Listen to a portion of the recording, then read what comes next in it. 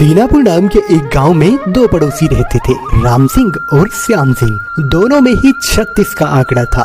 दोनों दिन भर बस लड़ते झगड़ते रहते, क्योंकि थे तो दोनों बेरोजगार ही। एक दिन श्याम सिंह घर में बैठा था, तभी उसकी पत्नी घर में आई और उससे कहने लगी, अरे अपना वो पड़ोसी राम सिंह तालाब के पानी से अच्छी कमाई कर रहा है और तुम हो कि घर में निकट्ठे बैठे हो। पत्नी की बात सुनकर श्याम सिंह चौंक गया। क्या सुबह सुबह भांग वांग खाकर आई हो क्या? तालाब के पानी से कोई कैसे पैसे बना सकता है? भगवान ने तुम्हें ये टमाटर जैसी आंखें मुंह पे सजाने के लिए दी है क्या? बस अरे खुद जाओ और देख कर आओ। अरे भड़कते क्यों, भाग्यवान जाता हूँ ना। अरे खुद नहीं कमा रहे हो, कम से कम उस राम सिंह को तो कमाने से रोको, ऐसे तो वो ज्यादा अमीर हो जाएगा। श्याम सिंह जल्दी से तालाब की तरफ जाने लगा और जब उसने तालाब के पास का नजारा देखा तो वो हैरान रह गया, क्योंकि राम सिंह ने एक नाव खरीदी थी। वो लोगों को नाव में बैठाकर तालाब की सवारी करा रहा था और खूब पैसे कमा रहा था। अरे आओ आओ, नाव की सवारी खाओ, तालाब में घूमने का मजा लो।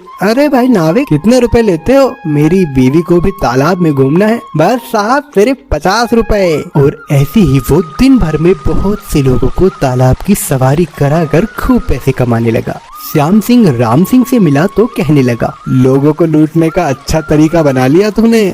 मूर्ख था मैं, जो दिन भर बेकार बैठा तुझसे झगड़ा करता रहता था। अब मैं इस गांव से पैसा कमाऊंगा, बड़ा आदमी बन जाऊंगा और जहाज खरीद लूंगा। इतना भी खुश मत हो, मैं ज्यादा दिन तक तेरा ये काम चलने ही नहीं दूंगा। अब चल। राम सिंह अपने काम पर चला गया और श्याम सिंह वहीं खड़ा खड़ा फटी आंखों से उसे देखता रहा। श्याम सिंह को उससे बहुत जलन होने लगी। मैं भी देखता हूँ तू कैसे बड़ा आदमी बनता है। इतना कहकर श्याम सिंह जंगल में रहने वाले धुन्नी बाबा की कुटिया में गया और जाकर सारी बातें उन्हें बता दी। तू फिक्र मत कर मेरे श्यामू, तेरी इस समस्या का समाधान इस पुड़िया में है। इस पुड़िया में? ऐसा क्या है बाबा इस पुड़िया में? तू अब ज्यादा सवाल जवाब मत कर, बस तू जा और इस राख को तालाब के पानी में डाल दे और बस मजे ले।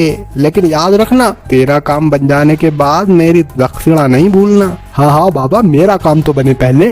धुन्नी बाबा से राख ले जाने के बाद श्याम सिंह चुपचाप से तालाब के पास गया और उस राख की पुड़िया को तालाब में डालकर वापस घर आ गया। श्याम सिंह के जाते ही अचानक वो सारा तालाब गर्म होकर उबलने लगा, जैसे मानो किसी ने तालाब के नीचे पूरी भट्टी जलाकर रख दी हो। सुबह हुई तो उबलते तालाब की खबर पूरे गांव में फैल गई। उबलते तालाब को देखने के लिए तालाब के किनारे बहुत से लोग इकट्ठा हुए। तालाब का उबलता पानी देखकर लोग डरने लगे। वहीं राम सिंह अपनी नाव के पास खड़ा होकर फिर से चिल्लाने लगा, अरे चलो चलो, किसे करनी है उबलते तालाब की सवारी, हल्की हो या भारी, जल्दी जल्दी आओ। पागल है क्या? नाव में बैठकर तालाब में जाएंगे तो अंडे की तरह उबल जाएंगे, हमें नहीं करनी कोई सवारी। सारे लोग एक एक करके वहाँ से जाने लगे और राम सिंह बेचारा परेशान हो गया। हे भगवान, इतनी मुश्किल से यह नाव की सवारी शुरू की थी, अब ये भी बंद हो गई। अब तो लगता है ये नाव भी बेचनी पड़ेगी मुझे। क्यों राम सिंह, अब तुम्हारी नाव की सवारी तो कोई करने से गया। अब एक काम करो, ये नाव मुझे बेच दो, मैं इसके बदले तुम्हें कुछ पैसे दे दूंगा। कम से कम तुम्हारा कुछ दिनों का खर्चा तो चलेगा।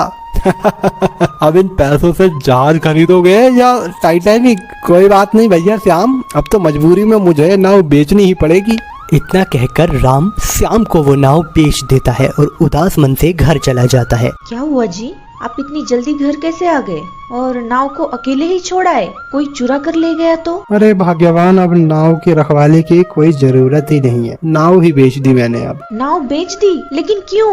अब अपना गुजारा कैसे चलेगा? पता है ना, घर पे राशन बस 2 दिन का है। राम सिंह अपनी पत्नी को सारी व्यथा विस्तार से सुनाता है। अरे तो ये तो और भी अच्छी बात है। अच्छी बात है? यहाँ खाने के लाले पड़ने वाले हैं और तुम कह रही हो अच्छी बात है? क्या खाक अच्छी बात है? इतना सुनते ही राम सिंह की पत्नी राम सिंह के कान में कुछ फुसफुसाती है। अरे वाह, ये तो मेरे दिमाग में ही नहीं आया। ठीक है, मैं ऐसा ही करूँगा।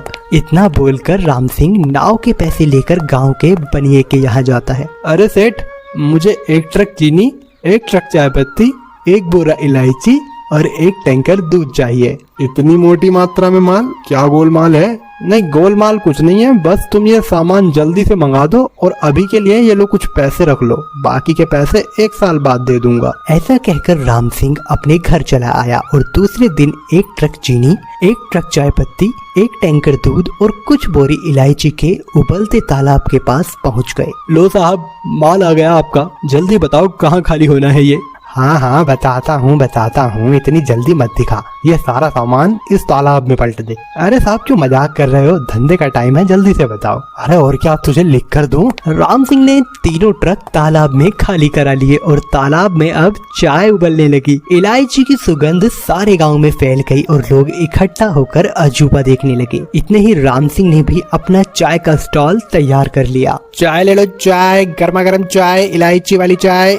लोगों ने चाय का तालाब कभी नहीं देखा था, इसलिए तालाब को देखने लोग दूर दूर से आ रहे थे और लोगों के मन में ये इच्छा भी थी कि आखिर तालाब की चाय का स्वाद होता कैसा होगा। अरे भाई चाय वाले, कितने का दिया एक गिलास? बस मात्र 10 रुपए का एक गिलास है बाबूजी, गर्मा गर्म उबलती हुई इलायची वाली चाय है। अच्छा ऐसा, तो लाओ पिलाओ फिर एक गिलास। जैसे जैसे तालाब में चाय उबलती जा रही थी वैसे वैसे उसका स्वाद और भी बढ़ता जा रहा था और राम सिंह की दुकानदारी भी बढ़ती जा रही थी। उसे देखकर श्याम सिंह और उसकी पत्नी को बहुत जलन हो रही थी। अजी ये तो तुमने उसका धंधा चौपट करने की जगह और ज्यादा पैसे कमाने का नुस्खा उसे दे दिया।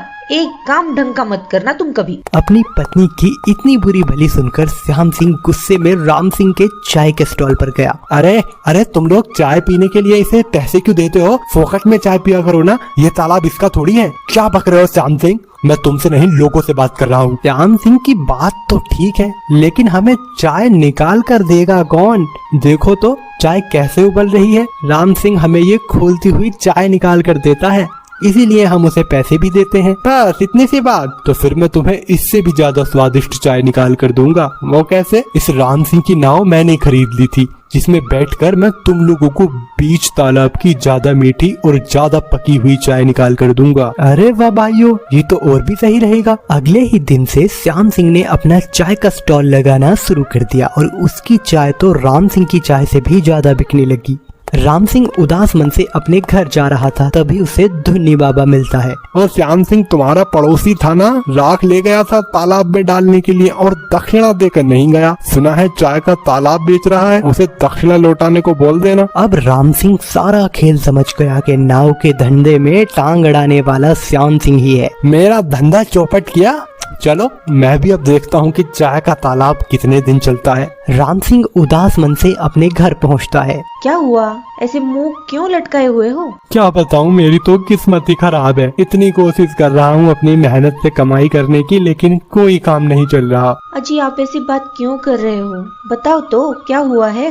फिर राम सिंह सारी कहानी फिर से अपनी पत्नी को बताता है। देखिए आप ऐसे परेशान मत होइए, आपको नल लगाना तो आता ही है, तो आप लोगों के घर में नल लगाने का काम शुरू कीजिए। और रही बात ये श्याम सिंह की, इसका ये काम तो ज्यादा दिन तक टिकने वाला है नहीं। अपनी पत्नी की बात मानकर राम सिंह दीनापुर में ही पाइप और नल की दुकान खोल लेता है और फिर एक दिन, अरे भाई राजू कहाँ जा रहे हो? बस भाई बोला उबलते तालाब की चाय पीने जा रहा हूँ, आ जाओ तुम भी चलो। अरे नहीं भाई, वो यहाँ से काफी दूर है, रोज रोज पैदल चलकर आने जाने में बहुत थक जाता हूँ। जाओ जाओ तुम ही जाओ। भोला की ऐसी बात सुनकर राम सिंह के दिमाग में एक युक्ति आती है और वो जल्दी से चाय के तालाब के पास जाता है और कहता है, सुनो दीनापुर वासियों, तुम लोग इतनी दूर ये चाय पीने के लिए पैदल चलकर आते हो, कैसा हो अगर मैं गर्मा गर्म चाय तुम लोगों के घर ही पहुंचा दूं? अरे राम सिंह क्या बकवास कर रहे हो? मैं तुमसे नहीं, लोगों से बात कर रहा हूँ। दरअसल भाइयों, मैंने नया पाइपलाइन का काम शुरू किया है। मैं तालाब से चाय सीधा आप लोगों के घर में भिजवा दिया करूँगा, फिर घर में बैठकर जितनी चाहे उतनी चाय पीना, मजे लेना। कहो कैसा रहेगा? हाँ हाँ भाई राम सिंह, ये अच्छा विचार है, हम तैयार हैं। राम सिंह की ऐसी बात सुनकर सभी गांव वाले श्याम सिंह के स्टॉल से अपने अपने घर जाने लगे। चीनी मेरी, पत्ती मेरी, इलायची मेरी, दूध मेरा और मजे तू लेगा। इस प्रकार श्याम सिंह बर्बाद हो गया और राम सिंह का काम अच्छा चलने लगा। उसने पाइपलाइन से लोगों के घर घर चाय पहुंचाई और श्याम सिंह को गांव छोड़कर जाना पड़ा। तो दोस्तों कैसी लगी हमारी